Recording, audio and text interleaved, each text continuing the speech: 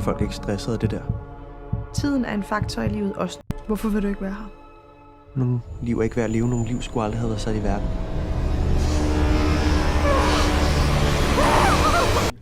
Og det er en dårlig handel. Der er ikke så mange skænderier med en tallerken.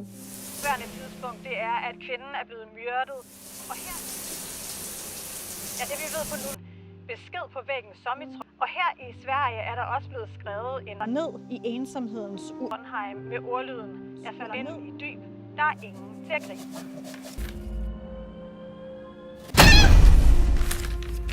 Ensomhedens uendelige. Jeg falder ned. Der er ingen til at grine. Skal vi sige, du har en halv time? Redde mig. Jeg fejler jo et eller andet. Hvis du kan redde, så går du fri. Tiden er en faktor i livet. Датский психологический триллер «Последний клиент» поставлен режиссером и сценаристом, а также датским писателем Андерсом Рёнов Клаурлунд по сценарию, написанному им совместно с другим автором Якобом Вайнрах. Вместе пишут криминальные детективы.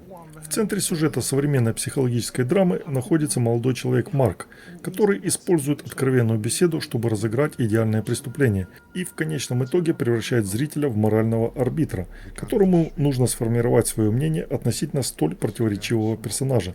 В фильме нет ничего лишнего, любой предмет занимает свое место в сюжетной линии. К примеру, песочные часы, которые клиент оставляет на столе психолога. Парень настаивает на том, чтобы врач помогла ему. Времени совершить невозможное у того совсем немного. Когда упадет последняя песчинка, клиент может лишить ее жизни. В день, когда новости пестрят очередной сенсацией, безжалостным убийством беременной женщины и похищением ее младенца, к эффективному клиницисту Сюзанне Хартман обращается молодой человек Марк с удивительной проблемой. Мужчина с юности, лишенный родительской любви, мечтает внезапно покинуть этот мир. Очень скоро Сюзанна понимает, что она беспомощна перед рискованным безумцем. Оказавшись задержанной, она вынуждена обратить внимание на его биографию, которая открывает ей потрясающую правду о ее собственном прошлом. Пытаясь сбежать, Сюзанна не догадывается, чем обернется для нее опыт общения с последним клиентом. Вначале Марк кажется спокойным и уравновешенным, хотя и несколько уставшим от жизни человеком. Но позже проявляется его жестокая сущность. Он приносит с собой большие песочные часы и с удовольствием наблюдает за временем, уплывающим вслед за песчинками. Придя к терапевту-психологу, он приносит женщину в жертву своих убеждений, поставив условие: «Я даю вам полчаса, спасете, отпущу», тем самым невольно делая ее соучастником своих преступлений. Он считает, что некоторые не должны появляться на свет, потому что им можно помочь не родиться. Изломанная психология, потерянная душа, убежденный убийца. Folk er ikke stresset af det der. Du er til psykolog. Max Sidenius. Er han ny? Ja. Det der. Tiden er en faktor i livet også, når du...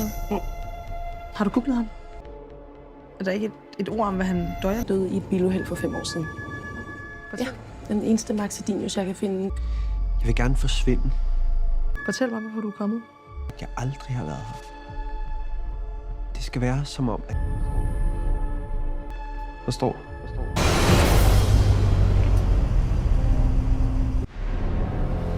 Jeg skal nok rydde op. Du kunne få hende der i seng.